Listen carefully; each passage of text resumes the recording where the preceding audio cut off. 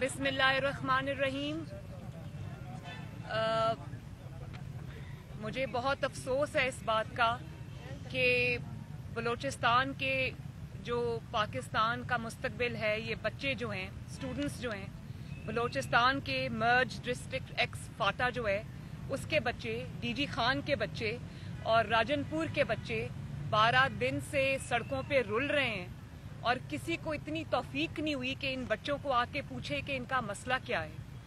اور سنا ہے کہ ہزاروں جو 35,000 یا 36,000 جو سیٹس ہیں اس کے اندر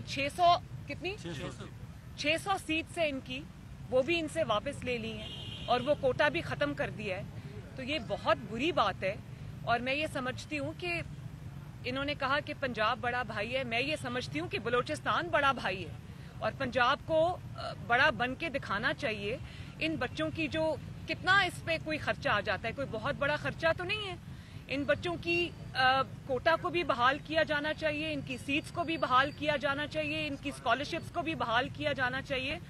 اور مجھے اس بات کا بھی بہت افسوس بھی ہے، تکلیف بھی ہے کہ یہ 12 دن سے سڑکوں پہ رول رہے ہیں. ان کو ایک تو میڈیا کوریج نہیں ملی، دوسرا گورنمنٹ سے بھی کسی کو اتنی توفیق نہیں ہوئی کہ کوئی آ کے ان کو سنتا کہ ان کا مسئلہ کیا ہے، ان کو پرابلم کیا ہے، یہ بچے کیوں اپنے گھر سے دربدر ہوئے ہیں اور سڑکوں کے اوپر رول رہے ہیں ایک تعلیم کی خاطر.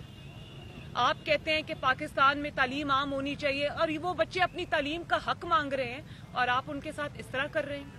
شہباز شریف صاحب نے ان کے اسکالرشپس ان کو دیے تھے، تو ایسی کیا آفت آ گئی کہ آپ کو وہی 600 اسکالرشپس بند کرنے پڑ گئے، وہ سیٹس آپ کو ختم کرنی پڑ گئی.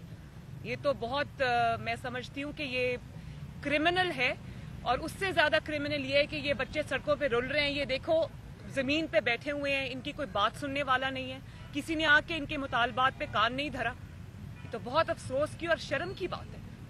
بھائی مجھے سمجھ آتی ہے کہ آپ نااہل ہیں، آپ نالائق ہیں، آپ کو سوائے ملک میں انتقام کی اور کوئی کام نہیں ہے، لیکن خدا کا واسطہ جعلی صحیح، لیکن کم از کم وزیر اعظم کی کرسی پہ تو بیٹھے ہو. ان بچوں کو تو دیکھو کہ یہ بچے کیا کر رہے ہیں. یہ بچوں کا تعلق مسلم لیگ نون سے نہیں ہے، یہ بچے پاکستان کے بچے ہیں. یہ پاکستان کا فیوچر ہے جو سڑکوں پہ رول رہا ہے. یہ اسٹوڈنٹس نہیں ہیں جو سڑکوں پہ رول رہے ہیں، یہ پاکستان کا فیوچر ہے جو سڑکوں پہ رول رہا ہے. شرم آنی چاہیے آپ کو. میڈم یہ بتائیں کہ جس شخص نے انہیں اسکالرشپ دی تھی وہ آج کوٹ لکھپت جیل میں ہے، اور ساتھ ہی ساتھ دوسرا سوال یہ ہے کہ جو کراچی میں واقعہ ہوا، آپ کا دروازہ توڑ کر جس طریقے سے وہاں پر کیپٹن صفدر کو گرفتار کیا گیا، چیف آف آرمی اسٹاف نے جو ہے اس پر نوٹس دیا، آپ سمجھتی ہیں کہ انصاف ملے گا؟ جس شخص کی آپ نے بات کی کہ جنہوں نے اسکالرشپ دیا تھا اور وہ جیل میں ہے، میں دل سے یہ بات مانتی ہوں کہ جس طرح انہوں نے پنجاب کی خدمت کی، اب یہ دوسرے صوبوں سے کو گلے لگایا، ان کو جگہ دی، اور یہ کوئی احسان نہیں ہے، یہ ان کا حق ہے. یہ بھی میں آپ کو بتاؤں کہ یہ ان کا حق ہے، چاہے وہ جس بھی صوبے سے تعلق رکھتے ہیں، جس بھی علاقے سے تعلق رکھتے ہیں، یہ ان کا حق ہے جو ان کو ملا ہے. تو شہباز شریف صاحب کے بغیر میں دل سے فیل کرتی ہوں پنجاب آج بالکل لاوارث ہے. جس طرح نواز شریف کے بغیر آج پاکستان لاوارث ہے، اسی طرح شہباز شریف کے بغیر آج پنجاب لاوارث ہے. اور شہباز شریف کو جو آپ نے جیل میں رکھا ہوا ہے، تو پنجاب کے عوام سب دیکھ رہے ہیں، ان کو پتہ ہے خدمت کس نے کی ہے دل سے اور کون وہ کر رہا ہے. شہباز شریف صاحب کو جیل میں اس لیے نہیں رکھا ہوا کہ ان کی کوئی خدا نخواستہ کوئی کرپشن ہے. ان کی جس دیانتداری سے انہوں نے پنجاب کے عوام کی خدمت کی ہے، اس کی وٹنس میں ہوں. اور ان کو صرف اس بات کی سزا مل رہی ہے کہ انہوں نے ان کو جو بھائی سے بھائی کو لڑانے کی سازش کی تھی، اس میں انہوں نے اپنے بھائی کا ساتھ دیا.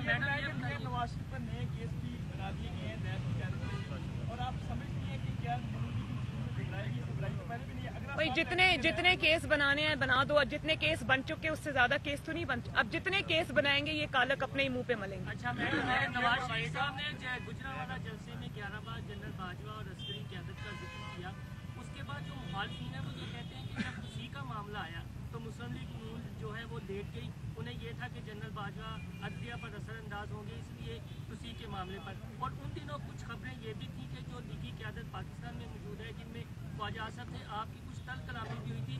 آپ ایکسٹینشن کے حق میں نہیں تھے، لیکن نواز شریف پر دباؤ ڈالا گیا. اس میں کتنی سچائی ہے اور توثیق کیوں دی گئی اگر آپ نے انہیں اپنا بیانیہ مضبوط کر देखें, ये बात ऐसी है जिसके ऊपर मैं अभी कुछ नहीं कहना चाहती। मैं पार्टी डिसिप्लिन की पाबंद हूँ, लेकिन हालात और वाक़यात ने ये बात साबित की है कि अगर कोई फैसला गलत भी होता है तो भी उसके जो असरात हैं वो कौम के सामने आना शुरू हो जाते हैं। तो इससे ज़्यादा मैं इस पर कुछ नहीं कहना चाहती। मैं पार्टी डिसिप्लिन की पाबंद हूँ। मैं उस बात से एग्री करूं या ना करूं, लेकिन मैं पार्टी डिसिप्लिन की पाबंद हूं। बच्चों का जो स्कॉलरशिप इसका जो मैसेज बलूचिस्तान में वो जा रहा है, वो बहुत गलत मैसेज कर रहा है। आप कल जा रही हैं, कोयटा पीडीएम का जलसा है, तो उस पीडीएम के प्लेटफॉर्म पर भी हमें जो है एक मजबूत आपको आवाज बनना चाहिए, ताकि मैं इंशाल्लाह जो कोयटा में जा रही हूँ, कल मेरी फ्लाइट है, परसों जलसा है। मैं वहाँ पूरे पाकिस्तान के सामने भी इनका मसला उठाऊंगी। और मैं यहाँ पर किसी सियासी मकसद के लिए नहीं आई। बहुत सारे एहतजाज होते हैं, मैं नहीं आती क्योंकि मैं समझती हूँ कि ये कोई सियासी शो नहीं है। लेकिन मुझे दिल से इन बच्चों की तकलीफ थी। मैं इनको सोशल मीडिया पे फॉलो करी थी क्योंकि मेन स्ट्रीम मीडिया ने तो दिखाया नहीं। शायद उनको मना किया गया होगा कि इनको बच्चों को नहीं दिखाना, क्योंकि इससे न सिर्फ इनकी नाअहली साबित होती है, इनकी एपैथी साबित होती है, बल्कि ये भी साबित होता है कि आपको इनकी परवाह नहीं है। तो जब मैंने देखा कि इनका कोई सुनने वाला नहीं है, वो 12 दिन से अपने घरों को छोड़ के रुल रहे हैं सड़कों पे, तो मैं खुद इन्होंने मुझे नहीं बुलाया, मैं खुद आई हूँ इनके पास। तो इनका मसला मैं इंशाल्लाह बलूचिस्तान जाके भी उठाऊंगी। मैडम अच्छा मरियम साहिबा, एक बताएं कि आपने वो पहले मरियम साहिबा बता दें मरियम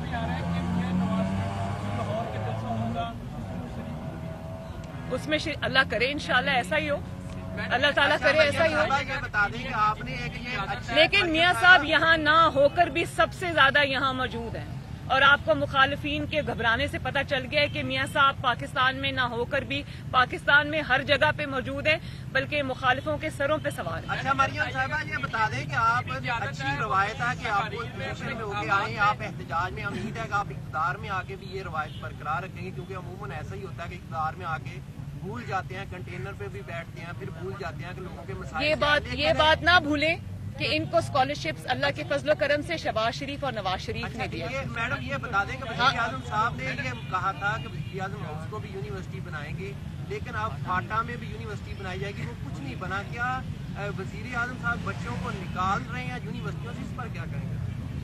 देखिए, ये बच्चों का मसला तो बहुत बाद में आता है। आप ये मुझे बताएं कि रोटी 30 रुपए की होने जा रही है, आटा गायब है मार्केट से, और लोग दवाइयों से 500-600 गुना दवाइयों की प्राइस में इजाफा हो गया। आपको वजीर आजम कहाँ नजर आया? आपको वजीर आजम कहाँ नजर आया? और जब 1 मिनट प्लीज मैं बात कर रही हूँ, और जब आपको नवाज शरीफ साहब ने ये कहा गुजरांवाला के जलसे में भी और उससे पहले भी कि इमरान खान हमारा हदफ नहीं है, इमरान खान रास्ते में से हट जाए, बड़ों की लड़ाई में बच्चों का काम नहीं है, तो वही करके दिखाया उन्होंने।